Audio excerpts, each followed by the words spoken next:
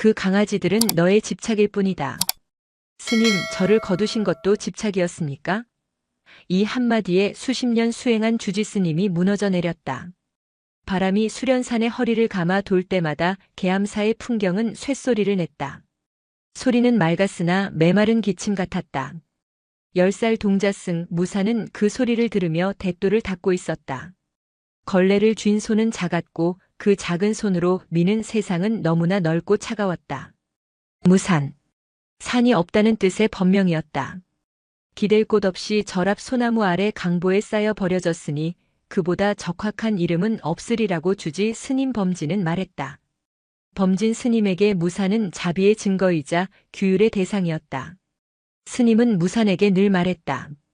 너는 이 절에 큰 빚을 졌다. 너를 거둔 것은 부처님의 자비요. 그 은혜를 갚는 길은 오직 계율을 지키고 수행에 정진하는 것뿐이다. 그 말은 무산의 뼈에 새겨진 경문과도 같았다. 아침에 눈을 뜨면 108배를 올리며 은혜에 감사했고 공양을 할 때는 밥알 하나하나에서 시주의 은혜를 떠올렸다. 하지만 밤이 되면 무산은 법당의 거대한 불상 그림자 아래 웅크린 채 생각했다. 자신을 이곳에 버린 세상과 자신을 거두고 은혜라는 이름의 벽을 쌓은 이곳은 과연 얼마나 다른가. 계암사는 집이었지만 안식처는 아니었다. 모든 것이 정해진 규율에 따라 움직였다. 새벽 3시 반의 도량석 소리, 아침 예불, 공양, 울력, 경전 공부, 그리고 다시 저녁 예불. 그 빽빽한 시간표 속에서 무산의 감정은 들어설 틈이 없었다. 슬픔은 번뇌였고 외로움은 집착이었다. 범진 스님은 무산의 눈빛이 조금만 흐려져도 알아차리고는 죽비로 어깨를 내리쳤다. 쓸데없는 생각은 말을 부른다. 그날도 그랬다.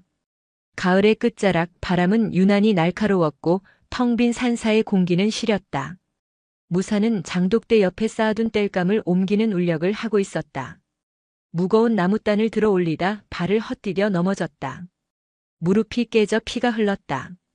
아픔보다 먼저 든 생각은 울력 시간을 지체했다는 두려움이었다. 그때였다. 낑낑거리는 소리가 들린 것은 소리는 낡은 땔감 더미 아래에서 들려왔다. 단순한 짐승의 소리가 아니었다. 세상의 모든 한기를 다 머금은 듯한 가늘고 절박한 울음이었다. 무사는 홀린 듯 땔감을 헤치기 시작했다. 거친 나뭇가지에 손등이 긁히는 것도 잊은 채였다.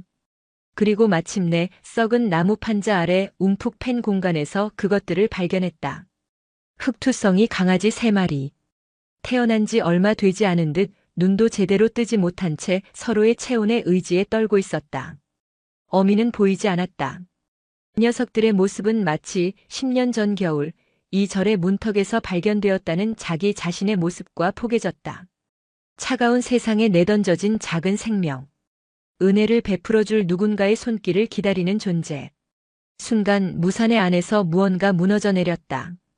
그것은 10년간 겹겹이 쌓아 올린 규율의 벽이었다. 아픔도 두려움도 모두 잊었다. 아이는 본능적으로 가장 작고 약하게 떨고 있는 녀석을 품에 안았다. 따뜻했다. 심장이 뛰고 있었다. 자신의 가슴에도 품에 안은 작은 생명에게서도 살아있다는 감각이 지독하리만치 선명하게 파고들었다. 거기서 뭘 하느냐. 등 뒤에서 날아온 불호령에 무산의 어깨가 굳었다. 공양간을 책임지는 원각 스님이 매서운 눈으로 서 있었다. 원각 스님은 계율을 어기는 것을 죽기보다 싫어하는 사람이었다. 그것이 무사는 차마 품에 안은 강아지를 보여줄 수 없었다. 원각 스님의 시선이 땔감 더미 아래 남은 2마리의 강아지에게로 향했다. 스님의 미간이 깊게 파였다. 축생이로구나. 산사의 규율을 어지럽힐 물건이다. 당장 내다버리거라. 안 됩니다, 스님. 어미도 없이 이대로 두면 곧 죽을 것입니다. 죽고 사는 것은 인과의 연이다. 우리가 관여할 바 아니다. 불필요한 연을 맺는 것이 곧 집착의 시작이다. 내가 여기서 할 일은 땔감을 옮기는 것이지 미물에 마음을 쓰는 것이 아니다. 원각 스님의 말은 틀리지 않았다. 무산이 지금까지 배워온 모든 것이었다. 하지만 아이는 고개를 저었다. 품 안에서 가늘게 떨리는 생명의 온기가 수백 번 넘게 외웠던 경전의 글자들보다 더 무겁게 느껴졌다. 하지만 스님. 이 아이들도 저처럼 버려졌습니다. 그 한마디에 원각 스님의 표정이 순간 굳었다. 무산의 존재는 계암사 스님들에게 늘 묵직한 숙제와도 같았다. 자비의 실천이었으나 동시에 끝없는 번뇌의 시작이기도 했다. 너와 그것들은 다르다. 원각 스님은 애써 감정을 지우며 차갑게 말했다. 너는 사람이요, 그것들은 미물이다. 당장 해가 지기 전에 내가 발견한 곳에서 가장 먼 곳에 두고 오너라. 주지 스님께서 아시기 전에. 원각 스님은 그것이 무산을 위한 마지막 배려라고 생각했다. 범진 스님의 성정을 아는 그로서는 이 일이 커지기 전에 덮는 것이 최선이라 여겼다. 하지만 무산은 움직일 수 없었다. 품에 안은 강아지는 새근거리며 아이의 온기를 파고들었다. 마치 이곳이 세상의 전부인 것처럼. 아이는 생각했다. 버려진다는 것. 그것은 세상의 모든 문이 눈앞에서 닫히는 것이다. 자신을 향해 닫혔던 문을 이제 와서 이 작은 생명들에게 똑같이 닫으라고 말하는 사찰의 규율은 과연 무엇을 위한 것인가? 무릎의 상처에서 다시 피가 배어나왔다. 하지만 무산은 아픔을 느끼지 못했다. 그 대신 생전 처음으로 뜨거운 분노와 슬픔이 뒤섞인 무언가가 심장에서부터 차오르는 것을 느꼈다. 그것은 규율이라는 이름의 벽에 온몸으로 부딪히는 첫 번째 균열의 소리였다. 아이는 강아지를 더 깊이 끌어안았다. 이 온기만큼은, 이 작은 심장의 고독만큼은 결코 포기할 수 없었다. 밤은 소리 없이 내려앉았다. 계암사의 모든 것이 침묵 속에 잠겼지만 무산의 세계는 온갖 소리로 가득 찼다. 자신의 심장 소리, 바람이 문틈을 비집고 들어오는 소리, 그리고 품 안에서 들려오는 3마리 강아지의 가냘픈 숨소리. 원각 스님의 경고를 뒤로한 채 무산은 강아지들을 자신의 처소로 몰래 들였다. 스님들이 쓰는 방과는 떨어진 낡은 광목 창고 한 구석에 자신만의 작은 공간이 있었다. 달아빠진 목탁과 경전 몇 권, 그리고 차가운 나무 침상이 전부인 곳. 그곳이 무산에게는 유일하게 세상의 시선으로부터 자유로운 영토였다. 아이는 낡은 누더기 옷을 꺼내 강아지들의 잠자리를 만들었다. 그리고는 공양간에서 몰래 훔쳐온 밥알을 물에 불려 손가락으로 조금씩 떼어 입가에 가져다 주었다. 녀석들은 힘겹게 혀를 낼름거리며 밥알을 핥았다. 그 작은 움직임 하나하나가 무산에게는 거대한 생명의 경이로 다가왔다. 무산은 녀석들에게 이름을 붙여주었다. 가장 활발하게 움직이며 붉은 반점을 가진 녀석은 적표. 온몸이 까맣고 물처럼 조용히 스며드는 녀석은 흑수. 그리고 늘 겁에 질려 구석에 웅크린 채 흙먼지 같은 색을 띤 마지막 녀석은 그냥 흙먼지라고 불렀다. 이름을 불러주자 녀석들은 더 이상 그냥 버려진 것들이 아니었다. 무산의 세계에 들어온 고유한 존재가 되었다. 적표는 무산의 손가락을 장난스럽게 물었고 흑수는 무산의 옷자락에 얼굴을 비볐다. 흙먼지는 여전히 경계를 풀지 않았지만 무산이 자리를 비우면 불안한 울음소리를 냈다. 그 작은 교감 속에서 무산은 처음으로 보호자가 되는 경험을 했다. 누군가에게 은혜를 입은 자가 아니라 자신의 온기를 나누어주는 존재가 되는 기쁨. 그것은 지난 10년간 단 한 번도 느껴보지 못한 충만함이었다. 하지만 비밀은 오래가지 못했다. 강아지들은 하루가 다르게 자라났고 그들의 존재감 역시 커져만 갔다. 새벽 예불 시간에 조용히 빠져나와 녀석들의 배설물을 치우고 자신의 공양밥을 덜어먹이는 무산의 행동은 다른 스님들의 눈에 띄기 시작했다. 특히 젊은 스님 지원은 무산의 그늘진 얼굴과 무언가에 쫓기는 듯한 눈빛을 유심히 지켜보고 있었다. 사건은 닷새째 되던 날 터졌다. 그날은 주지 스님 범진이 직접 대중울력을 지휘하는 날이었다. 모든 스님들이 법당 앞마당을 쓸고 닦았다. 그 사이 창고에 갇혀있던 적표가 낑낑거리며 문틈을 비집고 빠져나오는데 성공했다. 세상 밖으로 나온 호기심 많은 강아지는 곧장 스님들이 모여있는 마당으로 달려갔다. 저게 뭐냐? 한 스님의 외침에 모든 빗자루질이 멈췄다. 마당 한가운데 흑투성이 강아지 한 마리가 꼬리를 치며 서 있었다. 그 순간 무산의 얼굴은 새하얗게 질렸다. 범진 스님의 시선이 강아지에게서 무산에게로 천천히 옮겨왔다. 그 눈빛에는 어떤 감정도 실려 있지 않아 오히려 더 무서웠다. 그것은 모든 것을 꿰뚫어보는 듯한 고요한 분노였다. 무산. 나지막한 부름에 무산은 차가운 마당 바닥에 이마를 박고 엎드렸다. 내가 한 짓이냐? 송구합니다, 스님. 어찌하여 내 명을 어기고 부정한 것을 절 안에 들였느냐? 이곳이 어떤 곳인지 잊었느냐? 청정해야 할 도량에 내 멋대로 짐승을 끌어들여 수행의 근간을 흔들어. 범진 스님의 목소리는 조용했지만 그 안에 담긴 무게는 천근만근 같았다. 주변의 스님들은 숨소리조차 내지 못했다. 무산은 차마 고개를 들지 못한 채 대답했다. 버려져 있었습니다. 곧 죽을 것 같았습니다. 죽고 사는 것은 저들의 업이다. 내가 관여할 인연이 아니란 말이다. 연민과 집착을 구분하지 못하는가?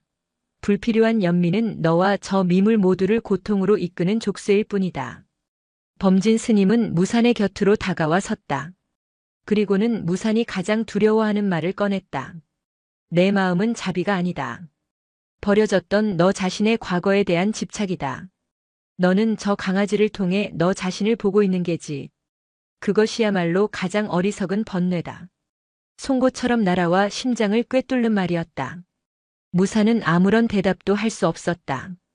범진 스님의 말은 진실이었기 때문이다. 하지만 그 진실이 어째서 이토록 아프고 부당하게 느껴지는 것일까? 그때였다. 침묵을 깨고 다른 목소리가 끼어든 것은 주지 스님 소승의 어리석은 소견을 하나 여쭙고자 합니다. 젊은 스님 지원이었다. 그는 조용히 앞으로 나서며 허리를 숙였다. 자비와 집착의 경계는 어디에 있습니까? 눈앞에서 꺼져가는 생명을 외면하는 것이 번뇌를 끊는 길이라면 부처님께서는 어찌하여 굶주린 호랑이에게 자신의 몸을 던지셨나이까? 감히 주지 스님의 말에 토를 다는 지원의 행동에 다른 스님들의 얼굴이 굳어졌다. 범진 스님의 눈썹이 꿈틀거렸다. 지원, 내가 지금 누구를 가르치려 드는 것이냐? 가르침을 구하는 것입니다. 저희가 배우기로 자비란 나와 남을 구분하지 않는 마음이라 하였습니다. 무산이 저 작은 생명에게서 자신의 모습을 보았다면 그것이야말로 나와 남을 가르지 않는 무연자비의 시작이 아니겠습니까? 지원의 말은 논리정연했지만 범진의 굳은 신념을 꺾기에는 역부족이었다. 궤변이다. 부처님의 행은 위대한 깨달음의 발현이지만 무산의 행동은 제 과거의 얽매인 미혹일 뿐이다. 근본이 다르다. 범진 스님은 더 이상 논쟁할 가치도 없다는 듯 무산을 향해 최종 통보를 했다. 오늘 해가 지기 전까지 남은 것들까지 모두 찾아 이 산에서 가장 먼 곳에 버리고 오너라. 그리고 너는 참회하는 의미로 법당에서 3000배를 올리도록. 한 번만 더 내 명을 어기면 그땐 이 절에서 너를 거둔 은혜마저 거두어 들릴 것이다. 은혜를 거두어 들인다는 말은 사형 선고와도 같았다. 무산에게 계암사를 나간다는 것은 다시 세상에 버려지는 것과 같은 의미였다. 아이의 온몸에서 힘이 빠져나갔다. 이마를 댄 차가운 땅의 감촉만이 유일한 현실처럼 느껴졌다. 바로 그 순간 무산의 등 위로 따뜻한 온기가 느껴졌다. 고개를 돌릴 수 없었지만 그 감촉을 알 수 있었다. 적표였다. 상황 파악을 못한 어린 강아지가 자신의 주인 곁으로 다가와 등을 핥고 있었던 것이다. 그 천진한 온기 앞에서 무산은 처음으로 범진 스님의 눈을 정면으로 마주 보았다. 그리고 떨리는 목소리로 자신의 온 존재를 걸고 물었다. 그럼 스님께서 저를 거두신 것도 집착이었습니까? 폭탄과도 같은 질문이었다. 그 질문은 범진 스님 개인을 향한 것이 아니었다. 그것은 계암사라는 사찰의 존재 이유, 지난 10년간 무산을 얽매었던 은혜라는 이름의 규율, 그 모든 것의 본질을 향한 근원적인 물음이었다. 마당에 모여있던 모든 스님들의 숨이 멎었다. 바람 소리마저 그친 듯한 절대적인 침묵 속에서 노스님의 흔들림 없는 얼굴에 아주 미세한 균열이 스쳐 지나가는 것을 오직 지원 스님만이 보았다. 무산의 질문은 계암사 전체의 파문을 일으켰다. 그것은 단순한 동자승의 반항이 아니었다. 사찰이 스스로를 증명해온 가장 큰 명분, 자비의 본질을 건드린 송곳과도 같았다. 저를 거두신 것도 집착이었습니까? 이 질문은 그날 이후 계암사의 스님들 사이를 유령처럼 떠돌았다. 범진 스님은 그 자리에서 아무 대답도 하지 않았다. 그는 그저 무산의 어깨를 툭 치고 지나가며 내 죄를 알라는 한마디를 남겼을 뿐이다. 하지만 그날 저녁 예불에서 스님의 목소리는 평소와 달리 미세하게 떨리고 있었다. 무산은 3000배의 벌을 받았다. 밤새 엎드리고 일어서기를 반복하며 무릎은 붓고 터졌지만 아이의 마음은 이상하리만치 고요했다. 이전에는 그저 무겁고 두려웠던 불상 앞에서 이제는 대등한 존재로 묻고 있었다. 당신이 가르친 자비란 무엇입니까? 벌이 끝난 후 범진 스님은 무산을 자신의 처소로 불렀다. 그리고는 강아지들을 절에서 심리 떨어진 민가에 맡기도록 조치했다. 내쫓는 대신 다른 곳에서나마 연을 이어가도록 한 것이다. 그것은 범진 스님이 내릴 수 있는 최선의 타협이자 무산의 질문에 대한 무언의 대답이었다. 하지만 이야기는 거기서 끝나지 않았다. 무산이 몰래 돌보던 며칠 사이 영양실조로 비쩍 말랐던 강아지들은 눈에 띄게 생기가 돌았다. 털에는 윤기가 흘렀고 눈빛은 총명해졌다. 절에 시주하러 왔던 한 노보살이 우연히 이 강아지들을 보게 되었다. 아이고, 이 어린 것들이 어찌 이리 예쁘게 자랐노. 필시 부처님의 가피가 함께한 게야. 노보살은 무산이 강아지들을 돌본 이야기를 전해 듣고는 깊이 감동했다. 그녀는 주지 스님을 찾아가 말했다. 스님, 살아있는 생명을 돌보는 것만큼 큰 공덕이 어디 있겠습니까? 저 동자승의 마음이야말로 진짜 불심이 아니고 무엇이겠습니까? 이 이야기는 신도들 사이에 빠르게 퍼져나갔다. 어떤 이들은 사찰의 규율을 어긴 무산을 비난했지만 더 많은 이들은 어린 동자승의 순수한 마음에 감화되었다. 특히 자식을 키우는 젊은 신도들은 무산의 편에 섰다. 그들은 시주를 할 때마다 강아지들의 사료를 함께 가져오기 시작했다. 계암사는 전례 없는 논쟁에 휩싸였다. 스님들의 의견도 둘로 나뉘었다. 원각 스님을 비롯한 나이든 스님들은 규율이 무너지면 사찰의 근본이 흔들린다며 강경한 입장을 고수했다. 그들에게 무산의 행동은 감상적인 동정심에 불과했고 신도들의 지지는 불교의 본질을 흐리는 세속적인 간섭이었다. 반면 지원 스님을 비롯한 젊은 스님들은 생각이 달랐다. 그들은 저녁 공양 후 토론을 벌이기도 했다. 경전 속의 죽은 자비가 무슨 소용입니까? 지금 우리 눈앞에 살아있는 고통이 있는데 무산은 우리 모두가 잊고 있던 것을 일깨워준 것입니다. 지원이 말했다. 그것은 위험한 생각이다. 원각이 반박했다. 마음 가는 대로 모든 것을 허용하기 시작하면 끝이 없다. 오늘은 강아지고 내일은 고양이고 그 다음은 무엇이겠는가? 수행자는 세속의 정에 휩쓸리지 않고 스스로의 마음을 다스리는 법부터 배워야 한다. 마음을 다스린다는 것이 마음을 버리는 것과 같은 뜻은 아닐 것입니다. 차가운 규율 속에 자비를 가두는 것이야말로 부처님의 가르침을 왜곡하는 것이 아닙니까? 그들의 논쟁은 늦은 밤까지 이어졌지만 결코 답을 찾지 못했다. 계암사는 규율이라는 단단한 바위와 자비라는 거센 파도가 부딪히는 해안가처럼 흔들렸다. 이 모든 변화의 중심에 선 무산은 혼란스러웠다. 자신을 지지하는 사람들이 생겨났지만 그것이 마냥 기쁘지만은 않았다. 자신 때문에 사찰이 시끄러워지고 스님들이 대립하는 모습은 아이에게 큰 부담이었다. 어떤 날은 모든 것을 포기하고 싶었다. 하지만 민가에 맡겨진 강아지들을 몰래 찾아가 볼 때마다 그런 마음은 눈 녹듯 사라졌다. 적표, 흙수, 흙먼지는 무산을 알아보고 미친 듯이 꼬리를 치며 달려와 안겼다. 녀석들을 품에 안고 있으면 세상의 모든 시끄러운 논쟁들이 멀게만 느껴졌다. 오직 따뜻한 체온과 살아있는 심장의 고독만이 전부였다. 무산은 깨달았다. 자신은 단지 녀석들을 살리고 싶었던 것이 아니었다. 녀석들을 통해 자기 자신도 살고 싶었던 것이다. 은혜를 입은 자라는 그림자 속에서 웅크리고 있던 자신을 꺼내 세상과 온전한 관계를 맺고 싶었던 것이다. 그러던 어느 날 사건의 국면을 완전히 바꾸는 일이 벌어졌다. 사료를 들고 절을 찾았던 한 신도가 범진 스님 앞에서 무릎을 꿇고 울기 시작했다. 스님, 제발 제 아들을 위해 기도해 주세요. 얼마 전부터 원인 모를 병으로 시름시름 앓더니 이제는 자리에서 일어나지도 못합니다. 그 아이는 어릴 적부터 절에 자주 드나들며 무산과도 가깝게 지냈던 동갑내기였다. 범진 스님은 의원에게 보일 것을 권했지만 신도는 이미 백방으로 수소문에도 차도가 없었다며 매달렸다. 그때 그 모습을 지켜보던 노보살이 조심스럽게 입을 열었다. 옛 어른들 말씀에 큰 공덕을 쌓으면 막힌 운도 뚫린다고 하였습니다. 저 동자승이 죽어가는 생명을 살렸으니 그 공덕이 분명 아이에게도 미치지 않겠습니까? 저 아이의 쾌유를 비는 마음으로 강아지들을 다시 절로 들이는 것은 어떠할는지요. 그것은 불교의 교리와는 거리가 먼 민간 신앙에 가까운 이야기였다. 범진 스님은 즉시 어리석은 소리라며 일축하려 했다. 하지만 아픈 아이의 어미가 희망을 발견한 듯 눈을 빛내며 자신을 바라보는 순간 차마 말을 뱉지 못했다. 규율과 이성으로는 설명할 수 없는 지푸라기라도 잡고 싶은 부모의 절박한 마음 앞에서 스님의 단호함은 무력해졌다. 결국 범진 스님은 침묵했다. 긍정도 부정도 하지 않은 그 침묵은 신도들에게 일종의 허락으로 받아들여졌다. 그날 오후 신도들은 무산과 함께 민가로 가 적표와 흙수, 흙먼지를 다시 계암사로 데려왔다. 강아지들은 자신들을 위한 작은 집이 마련된 절 마당 한 구석을 신나게 뛰어다녔다.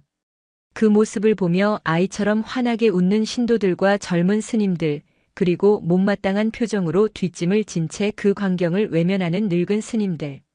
그 사이에서 무산은 깨달았다. 자신은 그저 버려진 강아지 몇 마리를 구한 것이 아니었다. 자신도 모르는 사이에 무엇이 진정한 수행인가라는 거대한 화두를 계암사 전체에 던져버린 것이다. 그리고 그 화두는 곧 닥쳐올 거대한 시련 속에서 모두의 심장을 겨누게 될 터였다. 강아지들이 계암사로 돌아온 후 사찰의 아침은 이전과 같지 않았다. 목탁 소리와 독경 소리 사이로 이제는 강아지들이 꼬리를 치며 마당을 뛰어다니는 소리, 무산을 발견하고 반가워 짖는 소리가 섞여들었다. 그 소리는 어떤 스님에게는 살아있는 생명의 활기였고 어떤 스님에게는 수행을 방해하는 소음이었다. 사찰의 분열은 눈에 보이지 않는 금처럼 곳곳에 퍼져나갔다. 지원 스님은 울력 시간 틈틈이 강아지들을 돌보는 무산을 도와주며 미소를 지었고 원각 스님은 그럴 때마다 못마땅한 기침을 하며 지나갔다. 신도들은 이제 시주미뿐만 아니라 약과와 강아지들이 먹을 육포까지 들고 왔다. 계암사는 점차 규율의 도량에서 소원을 비는 기도처로 변모하고 있었다. 그 모든 변화의 중심에는 아픈 아이 민준이 있었다. 민준의 어머니는 매일같이 절을 찾아와 불전에 절을 올리고 강아지들의 머리를 쓰다듬으며 아들의 쾌유를 빌었다. 그녀에게 무산과 3마리 강아지는 살아있는 부처이자 기적의 증거였다. 동자스님, 우리 민준이가 어제는 미음을 반그릇이나 비웠답니다. 다 스님과 이 보살님들 강아지들 덕분이에요. 그녀의 맹목적인 믿음은 무산의 어깨를 무겁게 짓눌렀다. 자신은 그저 버려진 생명을 외면하지 못했을 뿐인데 어느새 신통력을 지닌 존재처럼 여겨지고 있었다. 만약 민준의 병이 낫지 않는다면 이 모든 기대와 감사는 하루아침에 원망으로 바뀔 터였다. 무산은 밤마다 법당에 홀로 앉아 기도했다. 하지만 그의 기도는 불상을 향한 것이 아니었다. 그는 눈을 감고 민준의 얼굴을 그리고 강아지들의 얼굴을 떠올렸다. 부디 아프지 말아라. 부디 모두가 무사해라.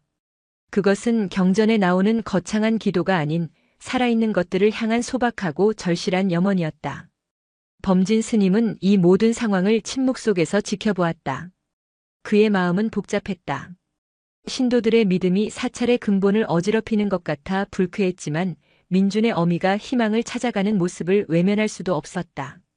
그는 무산의 행동이 가져온 파장이 어디까지 미칠지 가늠할 수 없었다. 자비인가 집착인가? 그 질문에 대한 답은 여전히 안개 속이었다. 어느 날 오후 범진 스님은 자신의 처소에서 묵묵히 붓글씨를 쓰고 있었다. 그때 마당에서 무산과 강아지들이 노는 소리가 들려왔다. 처음에는 미간을 찌푸렸지만 자신도 모르게 창호지 문틈으로 시선이 향했다. 무산은 흙먼지에게 공을 던져주는 법을 가르치고 있었다. 늘 겁에 질려 구석에만 있던 흙먼지는 이제 제법 용기를 내어 공을 향해 달려가고 있었다. 적표와 흙수는 그런 둘의 주변을 맴돌며 신나게 지저댔다. 그 모습은 번뇌나 집착이라기보다는 그저 순수한 생명의 유의처럼 보였다. 그리고 그 중심에 있는 무산의 얼굴에는 지난 10년간 단 한 번도 본 적 없는 평온한 미소가 걸려 있었다. 범진 스님은 자신도 모르게 붓을 멈췄다. 저 아이가 저런 표정을 지을 수 있는 아이였던가. 규율과 은혜라는 틀 안에 가두어 둔 것은 아이의 감정뿐만이 아니라 아이의 존재 그 자체였을지도 모른다는 생각이 처음으로 스쳤다. 바로 그때 지원 스님이 황급히 주지 스님의 처소로 뛰어들어왔다. 그의 얼굴은 하얗게 질려 있었다. 큰일 났습니다, 스님. 방금 마을에서 전갈이 왔는데 민준이의 상태가 갑자기 악화되었다고 합니다. 밤을 넘기기 어려울지도 모른다고. 순간 마당의 모든 소음이 멎었다. 공을 물고 달려오던 흙먼지도 신나게 짖던 적표와 흙수도 그리고 환하게 웃던 무산도 모두 얼어붙었다. 민준의 어머니는 아들의 이름을 부르짖으며 실신하듯 마당에 주저앉았다. 희망이 절망으로 바뀌는 것은 한순간이었다. 꺼봐라, 미물에 대한 집착이 결국 화를 부른 게지. 일부 스님들이 수군거렸다. 무산을 지지하던 신도들은 아무 말도 하지 못한 채 고개를 숙였다. 기적을 기대했던 모든 눈들이 이제는 의심과 원망의 빛을 띠고 무산을 향했다. 무산은 그 자리에 못 박힌 듯 서 있었다. 모든 것이 자신의 탓 같았다.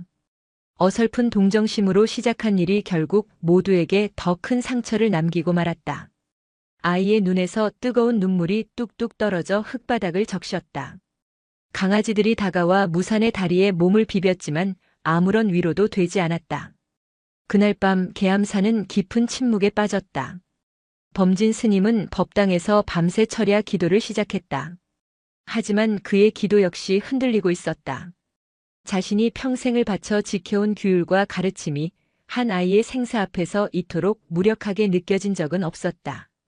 그리고 그 무력감의 끝에서 거대한 자연의 분노가 시작되고 있었다. 하늘이 검은 물을 머금기 시작했고 바람의 흐름이 심상치 않게 변하고 있었다. 수련산을 휘감는 바람 소리는 더 이상 맑은 풍경 소리가 아닌 거대한 짐승의 울음소리처럼 들려왔다. 다가올 비극의 서곡이었다. 장대비는 예고 없이 시작되었다. 한낮인데도 세상은 한밤중처럼 어두워졌고 빗줄기는 지붕을 뚫을 듯 사납게 기와를 두들겼다. 산 전체가 거대한 울음통이 된 듯 울부짖었다. 스님들은 법당과 요사체의 문단속을 하고 산사태가 날만한 곳이 없는지 살피며 분주하게 움직였다. 무사는 비에 젖은 채 마당 한가운데 서 있었다. 민준의 소식을 들은 후부터 아이는 넋이 나간 사람 같았다. 빗물이 얼굴을 타고 흘러내리는지 눈물이 흘러내리는지 구분조차 되지 않았다. 그때 마당 구석에 마련된 강아지들의 집이 눈에 들어왔다. 허술하게 엮은 집 지붕은 폭우 속에서 속수무책으로 젖어들고 있었다. 저러다 물에 다 떠내려가겠다. 우선 법당의 경전부터 안전한 곳으로 옮겨야 한다. 원각 스님의 고함 소리가 빗소리를 뚫고 들려왔다. 스님들의 관심은 온통 사찰의 중요한 기물들에 쏠려 있었다. 아무도 마당 구석의 작은 생명들에게는 신경 쓰지 않았다. 그 순간 쿠르릉 하는 소리와 함께 땅이 미세하게 흔들렸다. 강아지들의 집 바로 뒤편에 있던 오래되어 금이 가있던 흙벽의 일부가 무너져 내린 것이다. 다행히 작은 규모였지만 계속되는 비에 언제 완전히 무너질지 모르는 아찔한 상황이었다. 위험해. 무사는 본능적으로 소리치며 강아지들의 집을 향해 달려갔다. 흙과 물이 뒤섞인 급류가 이미 집 주변을 맴돌고 있었다. 겁에 질린 강아지들은 낑낑거리며 좁은 집 안에서 서로를 부둥켜 안고 있었다. 무산아, 위험하다. 이리 오너라.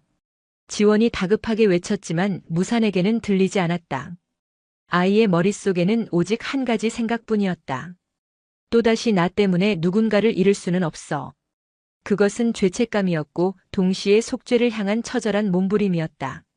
무사는 허리까지 차오르는 흙탕물을 헤치고 간신히 집에 도착했다. 그리고는 덜덜 떨리는 손으로 나무 문을 열었다. 나와. 어서. 가장 먼저 적표가 뛰쳐나와 무산의 품에 안겼다. 흙수도 뒤따라 물속으로 뛰어들었다. 하지만 가장 겁이 많은 흙먼지가 문제였다. 녀석은 공포에 질려 집 안쪽 가장 깊은 곳에 웅크린 채 나올 생각을 하지 않았다. 흙먼지야 어서. 무산이 손을 뻗어 녀석을 끌어내려는 순간이었다. 콰르르르릉. 산이 무너지는 듯한 굉음과 함께 뒤편의 흙벽 전체가 거대한 파도처럼 밀려왔다. 순간적으로 모든 것이 집어삼켜졌다. 지켜보던 스님들의 입에서 비명이 터져나왔다. 무산은 마지막 순간 온 힘을 다해 흙먼지를 집 밖으로 밀쳐냈다. 그리고 자신은 쏟아져 내리는 토사의 무게를 피하지 못했다. 아이의 작은 몸은 순식간에 흙더미 속으로 사라졌다. 절망적인 정적이 흘렀다. 폭우 소리만이 유일한 소음인 세상 속에서 스님들은 망연자실한 채 서 있었다. 그 어떤 규율도 그 어떤 경전도 이 끔찍한 비극 앞에서는 아무런 의미가 없었다. 바로 그때였다. 흙더미 위에서 필사적인 울음소리가 들려오기 시작했다. 무산이 마지막 힘을 다해 밀쳐냈던 흙먼지였다. 녀석은 무산이 사라진 지점을 미친 듯이 파헤치기 시작했다. 작은 앞발은 금세 피투성이가 되었지만 멈추지 않았다. 적표와 흙수도 달려와 그 곁에서 지저대며 흙을 파내기 시작했다. 그것은 짐승의 울음소리가 아니었다. 자신의 전부를 잃은 존재가 터뜨리는 세상에서 가장 슬픈 절규였다. 그 모습을 본 스님들은 비로소 얼어붙었던 몸을 움직이기 시작했다. 범진 스님은 맨손으로 흙더미를 파헤치기 시작했고 다른 스님들도 너나 할 것 없이 빗속으로 뛰어들었다. 규율도 체면도 그 무엇도 중요하지 않았다. 지금 그들의 눈앞에는 오직 꺼져가는 하나의 생명과 그 생명을 구하기 위해 울부짖는 3마리의 작은 생명만이 존재할 뿐이었다. 그 순간 범진 스님의 뇌리에 거대한 깨달음이 번개처럼 내리꽂혔다. 자비를 가르치면서 가장 절박한 자비를 외면해온 것은 우리였구나. 부처를 섬긴다면서 살아있는 부처를 알아보지 못한 것은 우리였구나. 차가운 규율의 벽이 마침내 완전히 무너져 내렸다. 그 자리에서 비로소 진짜 기도가 시작되고 있었다. 흙과 비와 눈물이 뒤섞인 필사적인 구조 작업이 계속되었다. 시간은 영원처럼 더디게 흘렀다. 마침내 한 스님의 손에 무산의 옷자락이 잡혔다. 스님들은 조심스럽게 아이의 몸을 흙더미 속에서 끌어냈다. 무산은 의식이 없었다. 얼굴은 흙먼지로 뒤덮여 창백했고 오른쪽 다리는 부자연스럽게 꺾여 있었다. 하지만 기적처럼 숨은 붙어 있었다. 살아있다. 누군가의 외침에 안도의 한숨이 터져나왔다. 범진 스님은 자신의 승복을 벗어 아이의 몸을 감쌌다. 평생 한 번도 흐트러짐 없었던 노스님의 얼굴은 흙과 눈물로 얼룩져 있었다. 스님들이 아이를 안고 절 안으로 옮기는 내내 3마리 강아지들은 한시도 그 곁을 떠나지 않았다. 녀석들은 더 이상 짖지 않았다. 그저 걱정스러운 눈빛으로 무산의 얼굴을 쳐다보며 조용히 뒤를 따를 뿐이었다. 그 모습은 마치 위대한 스승을 따르는 충직한 제자들의 행렬 같았다. 무산은 주지 스님의 처소에 눕혀졌다. 사찰에서 가장 따뜻하고 아늑한 방이었다. 스님들이 급히 마을로 내려가 의원을 데려오는 동안 원각 스님은 묵묵히 따뜻한 물수건을 가져와 강아지들의 더러워진 몸을 닦아주었다. 평소라면 부정한 것이라며 손사래를 쳤을 그였지만 지금 그의 손길에는 경건함마저 서려 있었다. 의원은 무산의 다리가 부러졌으며 아직 의식을 찾지 못해 위험한 상태라고 진단했다. 그날 밤 계암사의 모든 스님들은 잠들지 못했다. 그들은 교대로 무산의 곁을 지키며 간호했다. 법당의 불상 앞이 아닌 살아있는 고통 앞에서 밤을 새우는 진짜 수행이 시작된 것이다. 강아지들은 무산의 발치에 나란히 엎드려 잠이 들었다. 누가 시키지 않았음에도 그들은 마치 자신들의 온기로 아이를 지켜야 한다는 것을 아는 듯 했다. 범진 스님은 그 모습을 밤새 말없이 지켜보았다. 그리고 깨달았다. 자신이 평생을 바쳐 지키려 했던 규율이라는 것이 얼마나 오만한 것이었는지를. 규율은 고통받는 중생을 위해 존재하는 것인데 어느새 자신은 규율 그 자체를 위해 중생의 고통을 외면하고 있었다. 무산과 저 작은 미물들이야말로 자신에게 가장 큰 법문을 들려준 스승이었다. 다음 날 새벽 억수같이 퍼붓던 비가 거짓말처럼 그쳤다. 수련사는 짙은 안개에 휩싸여 있었지만 동쪽 하늘부터 서서히 맑은 빛이 번져오고 있었다. 그때 헐레벌떡 절 마당으로 뛰어들어오는 인형이 있었다. 민준의 아버지였다. 그의 얼굴에는 피로와 함께 믿을 수 없다는 기쁨이 서려 있었다. 스님, 기적입니다. 기적이에요. 민준이가 어젯밤에 열이 내렸습니다. 의원이 이제 고비는 넘겼다고 합니다. 그 소식에 스님들은 모두 밖으로 나왔다. 어떤 이는 부처님의 가피라며 합장을 했고 어떤 이는 그저 안도의 한숨을 내쉬었다. 민준의 어머니는 곧장 무산이 누워있는 방으로 달려왔다. 그리고는 의식 없는 아이의 손을 잡고 하염없이 눈물을 흘렸다. 동자스님, 우리 민준이를 살리려고 이 험한 일을 당하신 게지요. 이 은혜를 어찌 갚아야 할지. 범진 스님은 조용히 그녀의 어깨를 다독이며 말했다. 보살님, 기적은 우리가 만든 것이 아닙니다. 저 아이의 순수한 자비심이 그리고 저 작은 생명들의 조건 없는 충심이 하늘을 감동시킨 것이겠지요. 우리가 한 일은 아무것도 없습니다. 오히려 우리는 이 아이에게 가장 큰 가르침을 받았습니다. 그것은 범진 스님이 평생에 걸쳐 내린 가장 솔직한 고백이었다. 그때였다. 무산의 손가락이 미세하게 움직였다. 그리고는 천천히 아이가 눈을 떴다. 희미한 시선이 가장 먼저 향한 곳은 자신의 발치에서 걱정스럽게 꼬리를 흔들고 있는 3마리 강아지였다. 적표야. 흑수. 흙먼지. 가냘픈 목소리로 자신의 이름을 부르자 녀석들은 약속이라도 한 듯 무산의 얼굴로 다가가 핥기 시작했다. 무산의 입가에 아주 희미한 미소가 번졌다. 그 미소를 보는 순간 방 안에 있던 모든 사람들은 알 수 있었다. 진정한 기적은 병이 낫고 죽을 사람이 살아나는 것이 아니었다. 서로 다른 존재가 서로의 고통을 온 마음으로 끌어안고 그 안에서 새로운 희망을 발견하는 것. 그것이야말로 세상에서 가장 위대한 기적이라는 것을.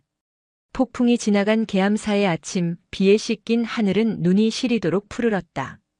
그것은 새로운 시작을 알리는 빛이었다. 무산의 회복은 더디고 고통스러웠다. 부러진 다리는 나무 부목으로 고정되었고 뼈가 붙는 내내 욱신거리는 통증과 열에 시달려야 했다. 아이는 밤마다 끙끙 앓으며 식은땀을 흘렸다.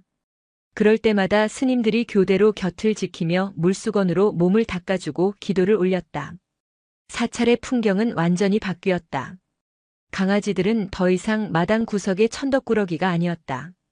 녀석들은 버젓이 법당의 툇마루를 오르내렸고 스님들의 수행 공간을 제 집처럼 드나들었다. 놀랍게도 그 누구도 이제 녀석들을 내쫓거나 꾸짖지 않았다. 적표, 흑수, 흙먼지는 계암사의 새로운 식구요. 모두에게 소중한 존재가 되어 있었다. 특히 원각 스님의 변화가 가장 놀라웠다. 그는 여전히 입만 열면 투덜거렸다. 저 털북숭이들 때문에 공양간 바닥이 남아나질 않겠군. 하지만 그의 손은 언제나 실수로 가장 좋은 고기 반찬이나 쌀뜨물을 녀석들의 밥그릇에 담아주고 있었다. 그는 무산이 먹을 약을 다릴 때면 밤새 불 앞을 떠나지 않고 정성을 다했다. 그의 무뚝뚝함은 사실 서툰 애정의 표현이었음을 이제는 모두가 알았다.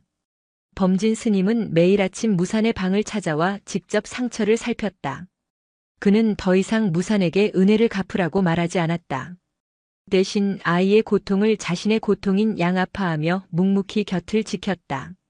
어느 날 붕대를 갈아주던 범진 스님이 무산에게 물었다. 후회하느냐? 무산은 잠시 스님의 얼굴을 바라보다가 고개를 저었다. 아닙니다. 평생 다리를 절게 될지도 모른다. 그 흉터는 영원히 남을 것이다. 괜찮습니다. 무산은 자신의 다리를 내려다보며 나지막이 말했다. 이 다리를 볼 때마다 제가 혼자가 아니라는 걸 기억하게 될 겁니다. 그 대답에 범진 스님의 눈시울이 뜨거워졌다. 그는 무산의 머리를 아주 조심스럽게 쓰다듬었다. 그 서툴고 따뜻한 손길에 무산은 10년 만에 처음으로 아버지의 온기를 느끼는 듯했다. 무산은 자신에게 쏟아지는 관심과 칭찬이 어색하고 부담스러웠다. 신도들은 그를 작은 보살님이라 부르며 두 손을 모았고 스님들은 그를 대견한 눈으로 바라보았다. 하지만 무산은 자신이 영웅이라고 생각하지 않았다. 그저 무서웠고 필사적이었을 뿐이다. 그날 밤의 기억은 여전히 악몽으로 남아 아이를 괴롭혔다. 그럴 때마다 위로가 되어준 것은 강아지들이었다. 녀석들은 무산이 아파할 때면 곁에 바싹 다가와 가만히 체온을 나누어 주었고, 악몽을 꾸다 깨어났을 때는 젖은 코로 얼굴을 하차주며 안심시켰다. 녀석들의 존재는 무산에게 너는 혼자가 아니야 라고 말해주는 살아있는 증거였다. 한 달이 지나고 무산은 목발을 짚고 처음으로 땅을 딛게 되었다. 한 걸음 한 걸음 내디딜 때마다 부러졌던 다리가 비명을 질렀다. 하지만 아이는 포기하지 않았다. 적표와 흙수, 흙먼지가 그의 주위를 맴돌며 마치 응원이라도 하듯 꼬리를 흔들어 주었다. 툇마루에 앉아 그 모습을 지켜보던 지원 스님이 범진 스님에게 말했다. 무산의 저 상처가 어쩌면 저희 계암사가 얻은 가장 큰 깨달음의 증표인지도 모르겠습니다. 범진 스님은 말없이 고개를 끄덕였다. 그는 무산의 절뚝이는 걸음걸이 속에서 세상의 모든 고통을 짊어지고 묵묵히 나아가는 위대한 수행자의 모습을 보고 있었다. 한 아이의 다리에 남은 흉터는 계암사 모든 대중의 마음에 새겨진 영원한 자비의 경전이 되었다. 계절이 몇 번 바뀌고 무산의 다리는 점차 회복되었다. 의원의 우려와는 달리 뼈는 잘 붙었지만 미세한 절뚝임은 평생의 흔적으로 남았다. 하지만 계암사의 그 누구도 그것을 장애라 부르지 않았다. 사찰의 일상에도 많은 변화가 생겼다. 계암사 축생 돌봄이라는 항목이 울력표에 정식으로 추가되었다. 스님들은 돌아가며 이제 제법 어른 티가 나는 3마리의 개들을 돌봤다. 목욕을 시키고 집을 청소하고 함께 산책을 했다.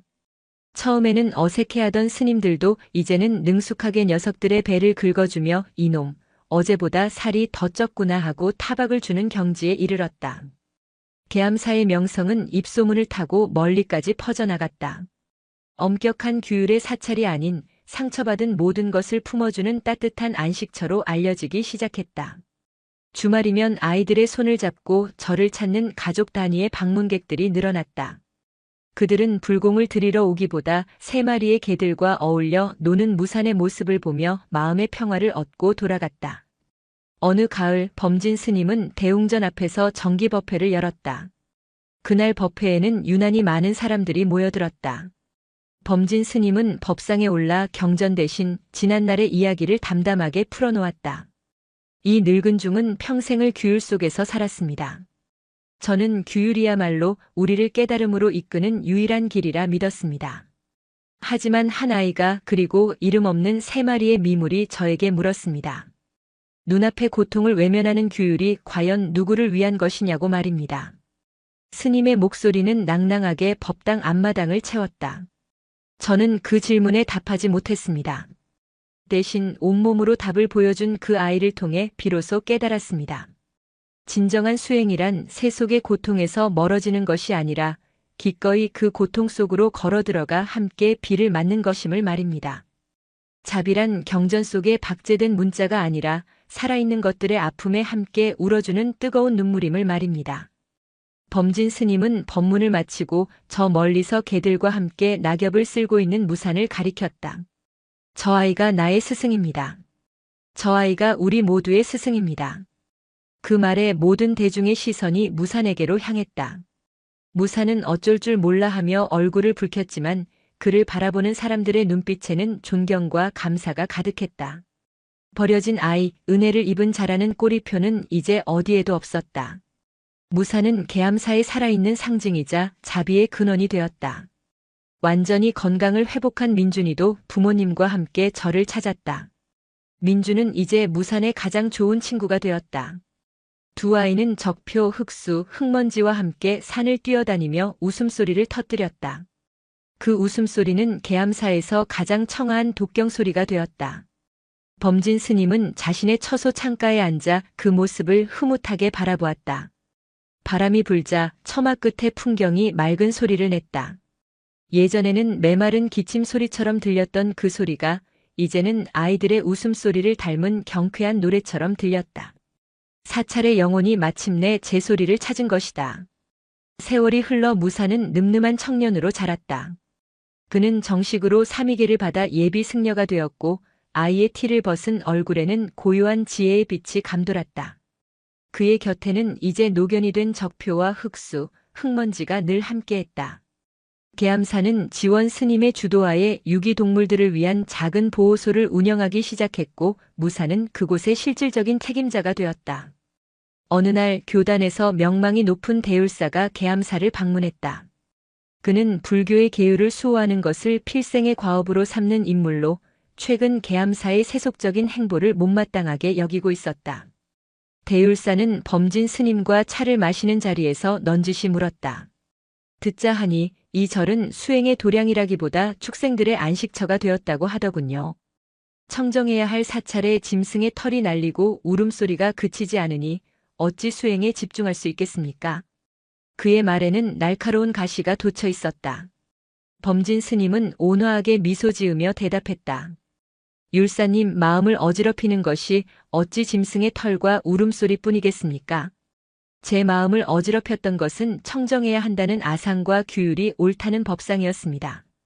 저희는 그 모든 것을 내려놓고 나서야 비로소 고요함을 얻었습니다. 대율사는 범진의 대답에 만족하지 못하고 직접 무산을 만나보겠다며 나섰다. 그는 보호소에서 늙은 개의 상처를 정성껏 돌보고 있는 무산을 발견했다. 그의 절뚝이는 다리를 본 대율사는 더욱 엄격한 표정으로 물었다. 그대는 불필요한 연민 때문에 평생 씻을 수 없는 상처를 얻었구나. 부처님의 길은 티 없이 맑고 걸림이 없는 길이여늘 그대의 길은 어찌하여 이리도 흠집투성인 게냐? 그것이 과연 가치 있는 일이었더냐? 무사는 하던 일을 멈추고 조용히 대율사를 돌아보았다. 그의 눈빛은 흔들림이 없었다. 율사님, 이 상처는 흠집이 아닙니다. 그는 자신의 다리를 한번 내려다보고는 말을 이었다. 이것은 뿌리입니다. 이 땅에 발을 딛고 살아가는 모든 존재들의 아픔과 저를 연결해주는 뿌리입니다. 저는 이 상처 때문에 비로소 다른 이의 고통을 제 것처럼 느낄 수 있게 되었습니다. 무산은 자리에서 일어나 합장했다. 제 법명은 무산, 기댈 산이 없다는 뜻입니다. 저는 오랫동안 그 이름이 저의 슬픈 운명이라 생각했습니다. 하지만 이제는 압니다. 나만의 산이 없기에 세상의 모든 산이 저의 기댈 곳이 되었습니다. 나만의 가족이 없기에 살아있는 모든 존재가 저의 가족이 되었습니다. 그것이 저의 수행이고 제가 걸어갈 길입니다. 청년의 입에서 나온 말이라고는 믿기지 않는 깊은 울림에 대율사는 순간 할 말을 잃었다. 그는 눈앞의 젊은 승려에게서 수십 년 묵은 노승에게서도 느껴보지 못한 거대한 평화와 깨달음의 향기를 느꼈다. 그는 더 이상 아무것도 묻지 않고 말없이 허리를 숙여 무산에게 깊은 합장을 올렸다. 그것은 율법의 수호자가 살아있는 법에게 보내는 최고의 경이었다. 계암사의 시간은 강물처럼 흘렀다. 범진 스님은 이제 백발이 성성한 노인이 되어주지 소임을 지원 스님에게 물려주고 방 안에 머무는 시간이 많아졌다. 적표와 흙수, 흙먼지는 차례로 무산의 품에서 평화롭게 눈을 감았고 양지바른 언덕에 묻혔다. 그들의 무덤 앞에는 사시사철 작은 들꽃이 피고 졌다. 어느 이른 새벽 범진 스님은 잠에서 깨어 절 마당에서 들려오는 낯선 소리에 귀를 기울였다. 아기의 울음소리였다. 스님은 지팡이를 짚고 천천히 일주문으로 향했다. 그곳에는 십수년 전의 무산처럼 깨끗한 강보에 쌓인 갓난아이가 놓여 있었다. 하지만 이번에는 아무도 당황하거나 근심하지 않았다. 소식을 듣고 달려온 무산은 너무나도 익숙하고 자연스럽게 아이를 품에 안았다. 그 모습은 마치 오랫동안 기다려온 가족을 맞이하는 것 같았다. 범진 스님은 미소를 지으며 무산에게 말했다. 내가 이 아이의 스승이 되어 주어라. 내가 받았던 것보다 더 큰 사랑으로 이 아이를 길러주어라. 무산은 자신을 꼭 닮은 과거를 품에 안고 조용히 대답했다. 아니요, 스님. 이 아이가 저의 스승이 될 것입니다. 저에게 처음 마음을 내는 법을 다시 가르쳐 줄 것입니다. 무산은 아이의 귓가에 속삭였다. 두려워하지 마라. 이곳은 너의 가치를 증명할 필요가 없는 곳이란다. 그저 너의 존재만으로 충분한 곳이야. 그날 이후 계암사에는 다시 아기의 울음소리와 웃음소리가 울려 퍼졌다. 시간이 더 흘러 범진 스님은 툇마루에 앉아 조용히 열반에 들었다. 그의 얼굴에는 평온한 미소가 걸려 있었다. 스님은 마지막 순간 무산히 어린아이의 손을 잡고 늙은 유기견의 머리를 쓰다듬어주는 모습을 보고 있었다. 한때 자신이 그토록 경계했던 집착의 풍경 속에서 스님은 마침내 완전한 자비의 완성을 보았다. 사찰은 건물이 아니라 그 안에 깃든 마음이 만드는 공간이다. 한때 규율이라는 차가운 벽으로 둘러싸여 있던 계암사는 이제 세상의 모든 버려진 것들을 향해 활짝 열린 문이 되었다. 수련산의 가을 단풍이 곱게 물든 오후였다. 주지가 된 무산 스님은 어린 동자승과 함께 풍경 아래 앉아 있었다. 바람이 불자 풍경이 맑고 깊은 소리를 냈다. 스님, 이 소리는 어디까지 가나요? 동자승이 물었다. 무산은 미소 지으며 대답했다. 이 소리는 바람을 타고 산을 넘어 세상에서 가장 외롭고 아픈 마음속으로 스며든단다. 그리고 이렇게 속삭여주지. 너는 혼자가 아니란다라고. 한 아이가 버려진 또 다른 생명을 품었던 작은 자비. 그 자비가 만들어낸 메아리는 이제 시간과 공간을 넘어 영원히 울려 퍼지고 있었다. 버려진 자들을 위한 안식처, 계암사의 풍경 소리는 그렇게 세상에서 가장 따뜻한 노래가 되었다. 영상이 마음에 드셨다면 구독과 좋아요 부탁드립니다. 부탁드립니다. 부탁드립니다. 부탁드립니다.